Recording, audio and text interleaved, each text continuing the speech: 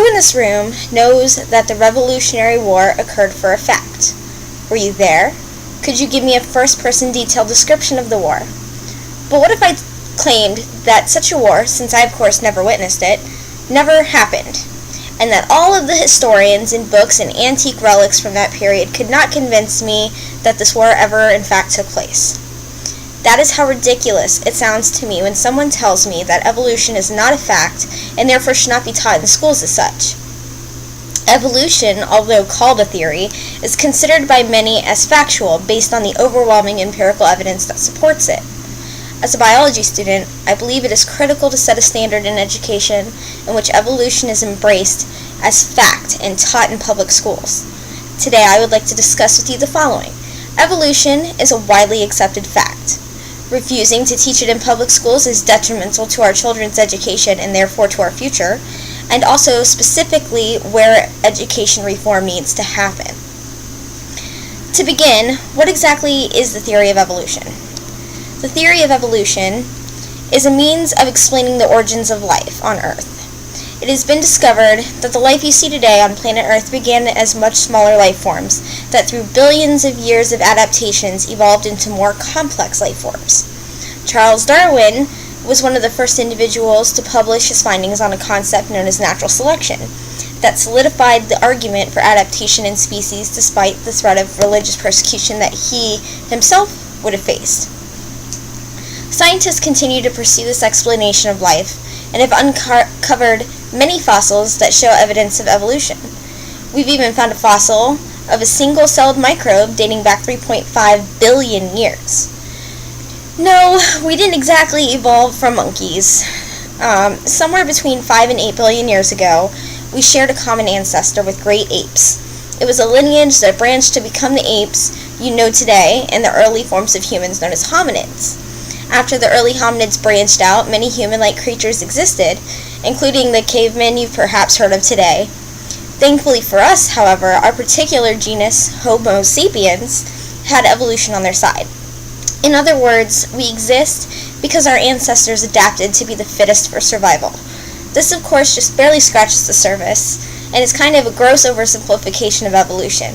My main point is that evolution is based on irrefutable evidence. It feels like nails on a chalkboard when I hear someone say, "It's only a theory." Although you'll hear it called the theory of evolution, many fail to recognize that the word theory has a whole different meaning in the scientific community. In science, the word theory means an explanation of facts. We have the theory of gravity and the heliocentric theory, and I think we can all agree that these theories are actually facts.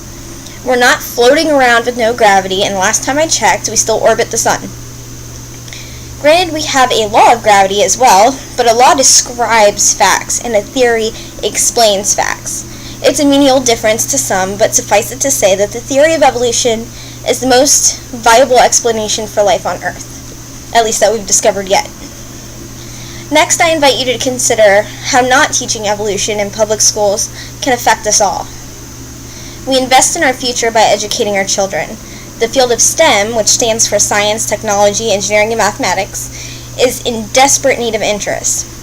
We can't evoke this interest in our children when we have so severely hindered their education. By not teaching evolution, or not giving it a place at the table, so to speak, we essentially decapitate biology. Biology is deep-rooted in evolution. You could call it a mutually symbiotic relationship. You can't have one without the other. Without generating excitement in biological science, after all, who could be excited about something that makes no sense to them, we have fewer medical advancements, fewer environments being saved, fewer animals being conserved, and more resources being used.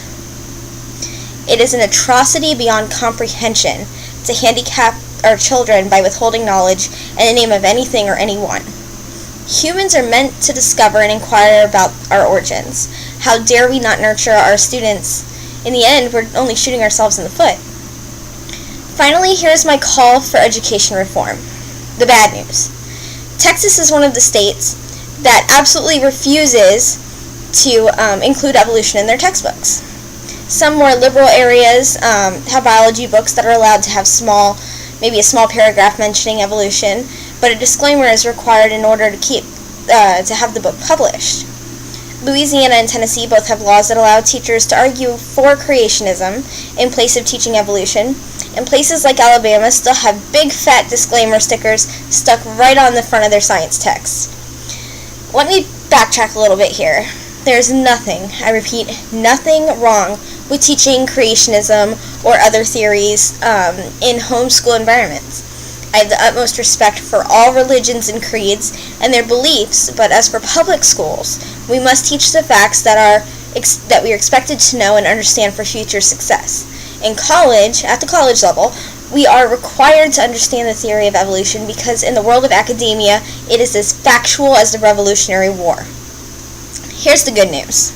Organizations like the National Science Teachers Association are making continued efforts at helping teachers find the confidence to teach evolution while being careful not to disrespect a student's religious belief.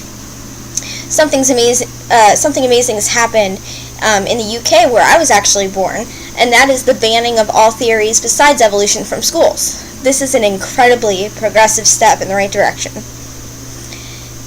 To summarize, it is my sincerest belief that we must implement a new standard in science education for our children by teaching them that evolution is a truth, not a guess or a belief. We must continue to cultivate the minds of our youth and inspire them to continue to inquire about the origins and expand upon what we already know. We evolved. This concept is critical to the field of biology, which is necessary for progression as human beings. And reform needs to happen across the board in order for us to maximize our success. Today I'll leave you with a quote from Bill Nye the Science Guy. He says, "If we continue to eschew science and try to divide science between observational science and historical science, we are not going to move forward. We will not embrace natural laws.